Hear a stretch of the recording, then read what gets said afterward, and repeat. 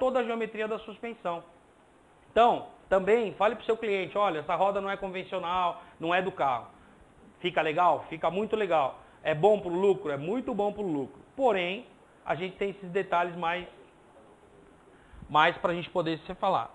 E voltando na lei, né? Hoje transita no mercado também, que a gente tem responsabilidade. Então vamos fazer isso mesmo, tá? A gente tem alguma pergunta no ar? Né? Não, ainda não. Acho que o meu... Legal. Tá? Então, a gente pode estar aqui responsabilidade graves e isso aqui. Falando de responsabilidade graves, a gente responde criminalmente por isso também, entendeu? Por o que está feito aqui. Então, se o cara matou 10 pessoas e for comprovado que a responsabilidade é da oficina, se o laudo técnico falar que é da oficina, né? Mas a gente tem que se atentar a isso aqui, tá? Suspensão a ar. A gente vai entrar um pouquinho em suspensão a ar, né?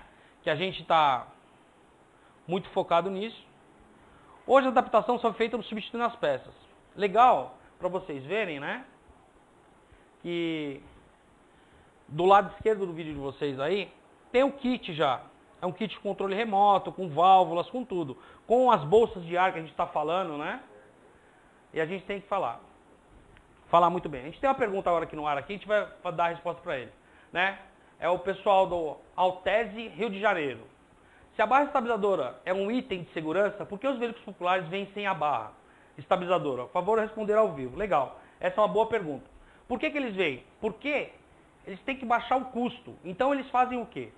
Eles têm que pegar a barra estabilizadora, tirar do veículo e colocar a suspensão um pouco mais fechada. Hoje, se você observou, e é muito legal, que os pneus duram em média 20 a 25 mil quilômetros. Antigamente, os pneus duravam 30 a 45 mil quilômetros. Entendeu? Então, o custo é fundamental nisso. Você pode ver que os carros um pouquinho, sem ser popular, a gente tem barra estabilizadora. Né? A Taunifer, né? A Taunifer de Teixeira de Freitas da Bahia, ele pergunta assim, sim, mas palestra como este mesmo, tema e de extrema importância para nós reparadores automotivos. É preciso utilizar todos os itens do carro no que diz respeito à suspensão, direção e freios. Tá? Foi só uma colocação deles lá, não foi uma pergunta. Né? Mas é legal. A gente está falando aqui, respondendo... A gente está falando... Respondendo não, colocando um adendo no que ele informou. Essas palestras são muito boas. Porém, a gente também precisa saber o que vocês precisam aí. Entrem no chat e pergunte pra gente, olha, tem uma palestra de freio, tem uma palestra de suspensão, tem uma palestra de ABS. Por quê? A gente também tem que ter aqui a recíproca de vocês. O que vocês estão precisando aí? Às vezes a necessidade de vocês aí é diferente daqui. Né? A gente tem muito que fazer isso. Se vocês pedirem, com certeza a gente vai tentar arrumar. Né? O pessoal da RTA, com capacidade, vai conseguir arrumar. Trazer alguns palestrantes aqui para vocês terem isso. Se a gente falar muito de suspensão, é legal. Freios, é legal. Né? Porque é a segurança do veículo. É muito bom salientar aqui que a parte de geometria é a mais importante de tudo isso. Por quê?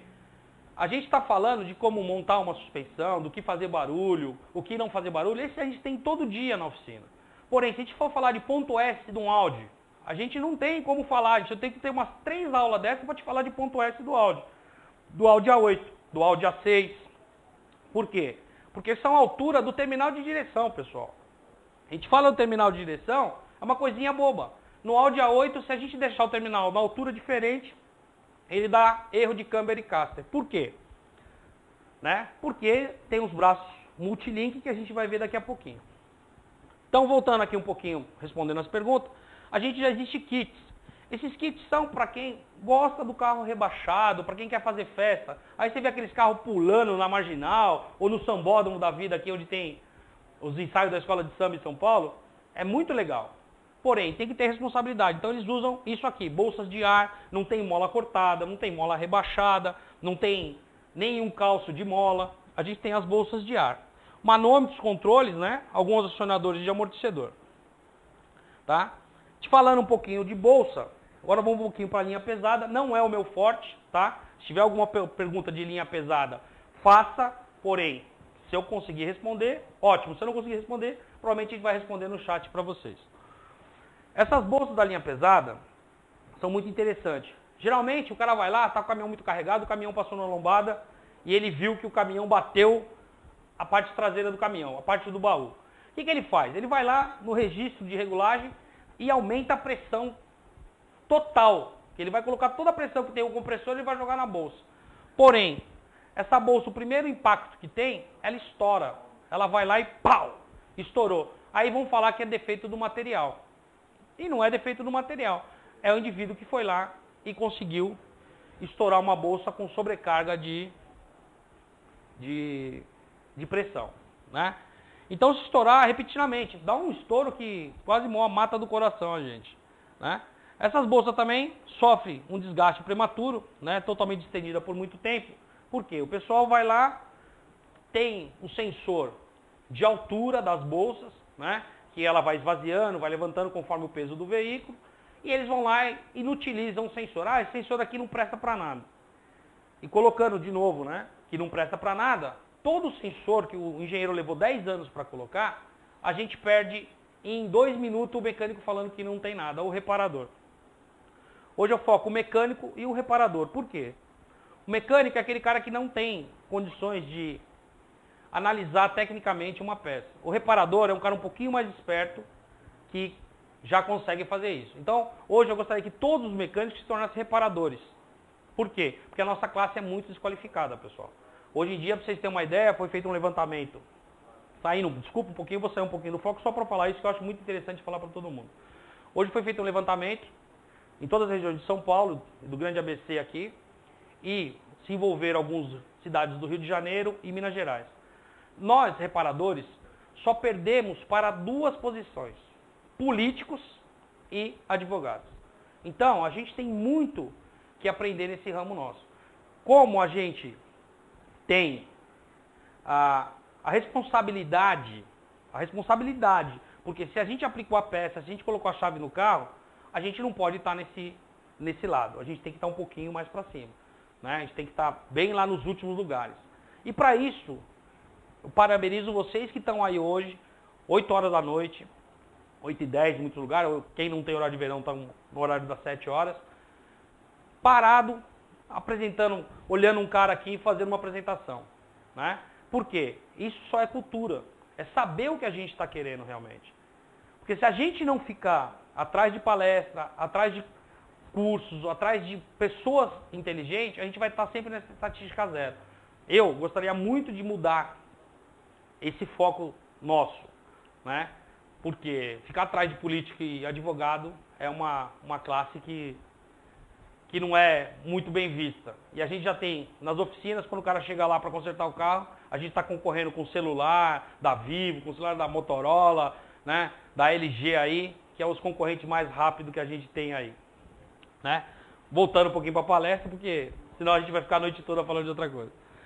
Por muito tempo ela trabalhou distendida e acabou arrancando o aro da bolsa de ar. E justamente esse fato é o sensor de altura, né?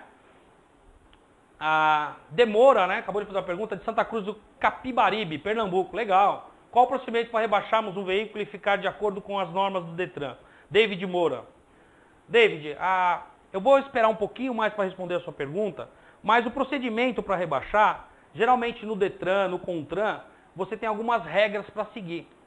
No final, aqui eu coloquei uns telefones úteis, coloquei também como a gente deve fazer, efetuar esse tipo de legalidade perante ao Detran ou Conatran. Vocês aí acho que não é Detran, mas tem as mesmas normas para seguir daqui, tá?